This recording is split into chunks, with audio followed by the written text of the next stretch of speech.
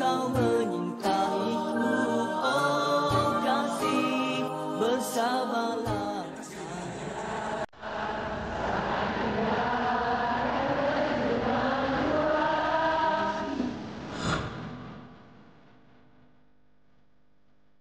Hari ini muda. Dia punya CEO kaya tu.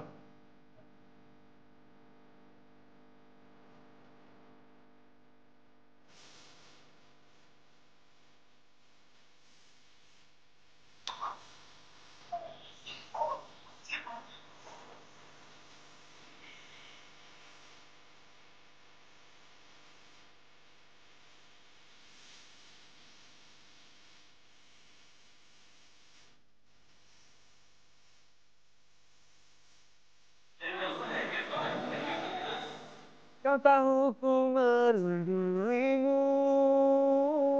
Subhanallah.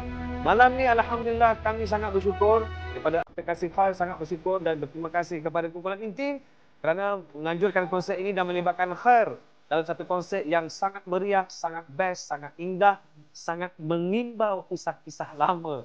Alhamdulillah. Dan Khair ini, aplikasi Khair ini para penonton sekalian adalah berasaskan kepada satu hadis dan disebut khairun nasi anfa'uhum linnas. Sebaik-baik manusia adalah manusia yang bermanfaat kepada orang di sekelilingnya. Maka insya-Allah disebabkan itu kami di aplikasi Khair bersedia untuk bersama dengan mana-mana pihak untuk bersama-sama kita menyebarkan dakwah, menyebarkan kebaikan melalui pelbagai bentuk, pelbagai cara yang kreatif.